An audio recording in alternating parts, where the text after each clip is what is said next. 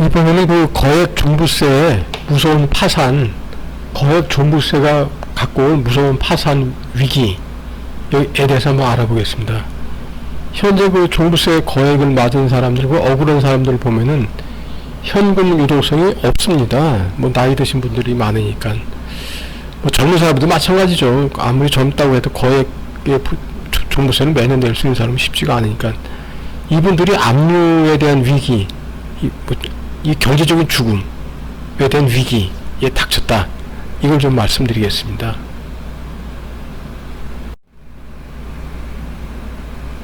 1번, 파산에 직면한 사람들.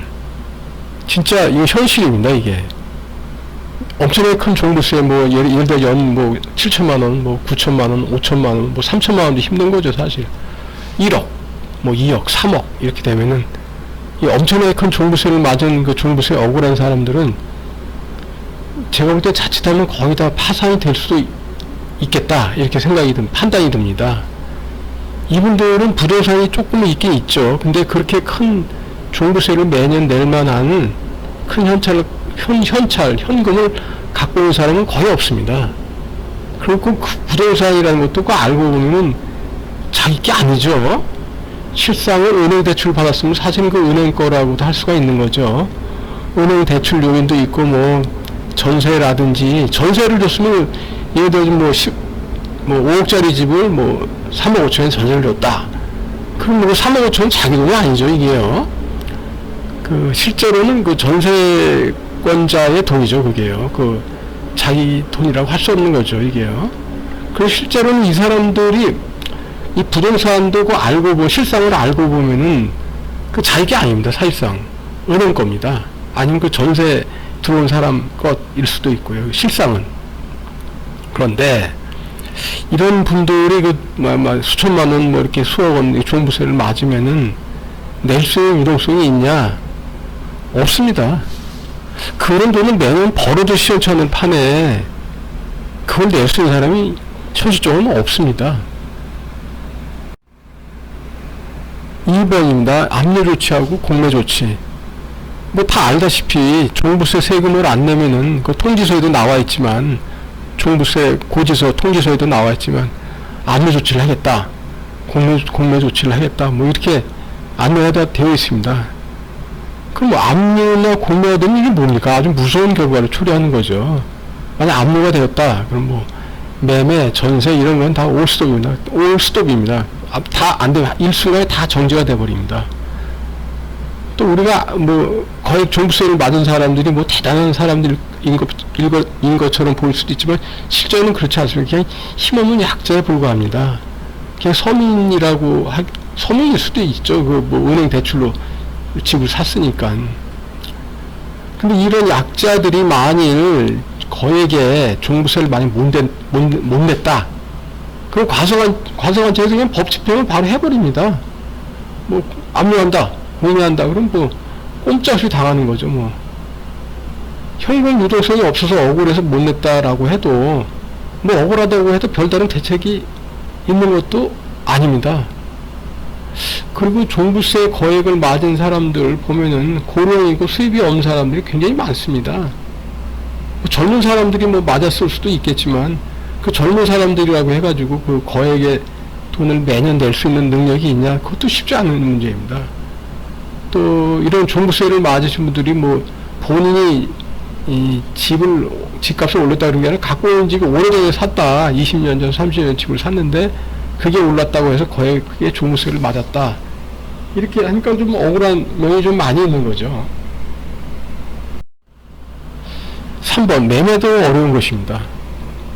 사람들은 뭐 집을 팔면 되지 않냐, 근데 매매가 말처럼 쉽습니까? 게다가 위치가 안 좋다 그러면 뭐 더더욱 힘든 거죠, 이게. 또 부동산에 대개 은행 대출도 있고요, 전세나 월세, 또 가압류 같은 법 조치, 이런 게 있기 때문에 아주 복잡합니다. 그래서 매매가 말처럼 쉬운 게 아닙니다. 위치가 안 좋으면 누가 사겠습니까? 아마 종부세를 두들겨 맞고 있는 뭐 무슨 집이라고 해도 위치가 안 좋으면 사람들이 안 사죠.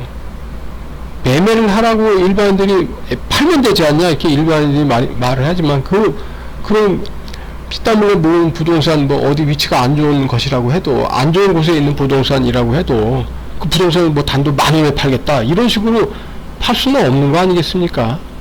헐값에 마구잡이로 팔 수도 없는 노릇이고 어느 정도 뭐 선에서 좀 그보다 좀 싸게 판다고 이렇게 할 수도 있지만 그것도 현실에서는 뭐 산꼭대기에 있는 집 뭐 위치가 안 좋다 앞에 뭐 집이 막혀 있다 이런 건 뭐 매매를 하고 싶어도 매매가 안 됩니다.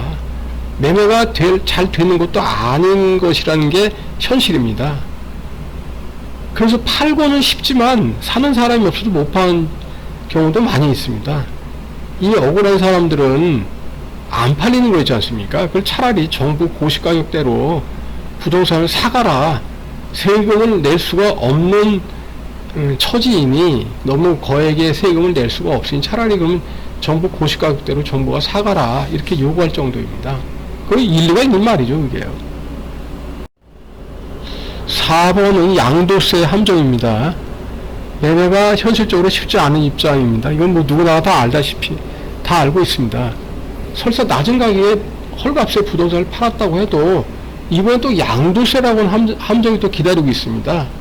양도세가 굉장히 고율입니다. 그 종부세 내는 분들 1가구 뭐 2주택, 3주택 이렇게 되면은 아주 양도세를 엄청나게 많이 냅니다. 나중에 양도세에 대해서도 한번 여기에서 좀 소개를 좀 하겠습니다. 그러면 결국 헐값에 매도를 한 것이라고 가정을 해도 종부세 거액을 매년 냈다. 또 재산세도 뭐 만만치 않죠. 재산세를 냈다. 또 공인의 양도세까지 냈다. 그럼 실제 손에 쥐는 거는 뭐 거의 없는 겁니다. 여기서 만약 은행 대출까지 있어서 그것까지 갚았다고 하면 사실은 빈털터리가 되는 거죠. 빈털터리가 되는 거죠. 거지가 되는 거죠. 그러니까 진퇴양난, 5번 진퇴양난입니다. 매년 엄청난 규모의 종부세를 이렇게 큰 규모의 종부세를 맞은 사람은 매년 엄청난 규모의 종부세를 매년 낼 수도 없는 형편입니다. 현금 유동성이 전혀 없기 때문에 그렇습니다. 이분들 보통 고령, 뭐 젊은 사람도 마찬가지겠지만 고령이고 정기적인 월급, 급여 같은 게 없어서 그렇습니다. 근데 만약 종부세를 안 낸다, 낼 수도 없고 안 낼 수도 없고, 내려니까 돈이 없고 안 낸다고 하면은 바로 압류 조치, 공매 조치 이를 당하는 거고, 이걸 이 조치를 당하면 뭐 곧바로 아주 심각한 경제적인 타격이 있는 것이고, 뭐 알다시피 공매 조치 되면 말씀드렸듯이 매매, 전세 같은 일반적인 거래 뭐 다 끊어져 버립니다. 경제생활이 그냥 다 막혀버린다고 해도 뭐 과언이 아닐 것입니다. 그러면 이분들 거액의 종부세를 맞은 사람들은 이러지도 못하고 저러지도 못하고 은행 대출도 못 받고 뭐 돈을 뭐 어떻게 융통도 할 수 없고 아주 그냥 진퇴양난에 빠져서 그냥 죽음의 계곡에 빠져서 아주 고생을 엄청 하는 겁니다. 이게 6번입니다. 시간이 흐르면 전부 다 파산. 매년 종부세를 내라고 매년 시간이 흐르면 제가 볼 때는 그 엄청나게 큰 종부세 맞은 사람들, 억울한 사람들, 종부세가 없어지지 않으면 매년 종부세 거액이 나오면 전부 다 이제 파산의 길로 갈 것 같습니다. 뭐 자칫 잘못하면 거의 다 파산이 아니라 거의 다 그냥 다 파산으로 갈 것으로 보입니다. 다 거짓거리 되는 거죠. 이유는 간단합니다. 현금은 없습니다. 또 기존의 부동산을 현금화하는 것도 쉽지가 않고, 그러면은 압류가 될 거 아니겠습니까? 그러면은 파산이죠. 매년 거액 종부세를 부담 못하면은, 내질 못하면 결국 다 압류 처리, 공매 처리가 됩니다. 이는 현재 종부세로 인해 억울한 사람들 모두 다 파산이 된다는 의미입니다. 기존의 종부세 관련 집들 이렇게 보면 은행 대출도 이렇게 많이 있습니다. 그래서 이분들이 은행 대출 받아서 뭐 그 세금을 내는 것도 현실적으로 쉽지가 않고요. 그래서 이제 이분들이 얘기를 들어봤더니 카드로, 일시적으로 카드로 분할을 해서 카드 빚을 내 가지고 세금을 낸다.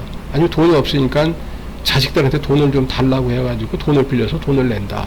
이게 종부세를 내고 있는, 이 거액의 종부세를 내고 있는 그 현실입니다, 이게.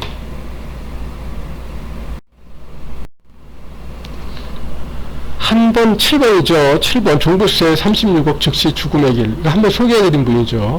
실제 이미 한 번 소개한 분인데 400채 36억인가 그 종부세 맞으신 분 30대고 A씨 있지 않습니까? 이분 종부세 한 번 딱 맞고서는 바로 파산이 됐습니다. 왜냐하면 정부에서 다 과세관청에서 기사를 보니까 이 400채 다세대 주택 빌라 같은 거에 대해서 다 압류를 했다. 그럼 뭐 압류 한번 당하면 바로 공매처분 돼가지고 그 공매처분 해야 그 36억 종부세 일회성 종부세를 낼 수가 있을지는 낼 만한 돈이 나올지는 모르겠지만, 그러니까 이 30대 이분 A씨 입장에서 보면 곧바로 거지가 돼버린 거죠. 그 종부세가 아니었다고 하면은 그냥 그럭저럭 어떻게 살 수가 있는데, 종부세 한번 맞은 다음에 바로 그냥 파산 거지의 길로 들어선 거죠. 죽음의 길로 들어선 거죠. 이게 현실입니다.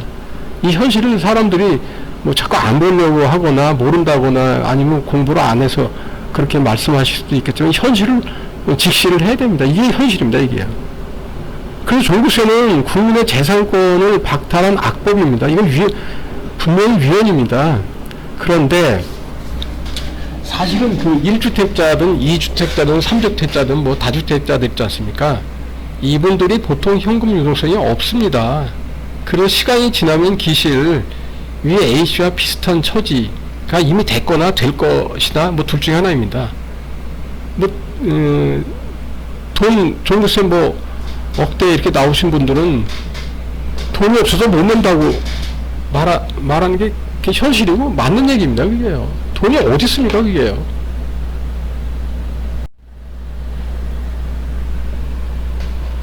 (8번인데) 5번으로 잘못 썼네요. 8번입니다. 8번. 심각한 경제적 타격. 심각한 경제적 타격. 만일 부동산을 헐값에 팔고 다주택 1가구 2주택이다. 근데 부동산을 헐값에 팔고 은행 대출로 있는 거 은행 빚을 다 갚고 전세보증금 내주고 종부세 내고 또 양도세, 고율의 양도세 내고, 그러니까 그 순간에 그 당사자는 순식간에 그 경제적으로 아주 심각한 타격을 입는 것입니다. 한순간에 피땀 흘려 그 일궈놓은 지금 재산이 다 날아가 버리는 거죠. 은행빚도 날아가, 전세보증금 나가, 세금 나가, 양도세 나가. 그거 너무 억울한 거죠. 그렇다고 해서 그분들이 그 매년 거액의 종부세를 내면서 살 수가 있냐? 그것도 안 됩니다. 돈이 낼 수가 없습니다. 그럴 돈도 없습니다. 그럼 어떻게 되냐? 결론은 말씀드린 바와 같습니다. 종부세가 안 없어지면 매년 거액의 연봉을 받는 사람이 아니라고 하면은, 그러니까 그 종부세가 매년 거액이 나오고 이 돈을 매년 낼 수 있는 어떤 뭐 고정적인 수입이 있는 사람이 아니다. 그러면 거의 100% 다 모두 다 파산의 길로 간다 라고 하는 게 저희의 판단입니다. 종부세는 이런 실상을 보아도 알지만 분명히 위헌입니다. 종부세는 폐지가 되는 게 법리적으로도 맞고 사람들 사리에도 맞는 겁니다. 저희 얘기를 좀 들어주셔서 감사드리고 또 이걸 보아주셔서 감사합니다. 고맙습니다. 감사합니다.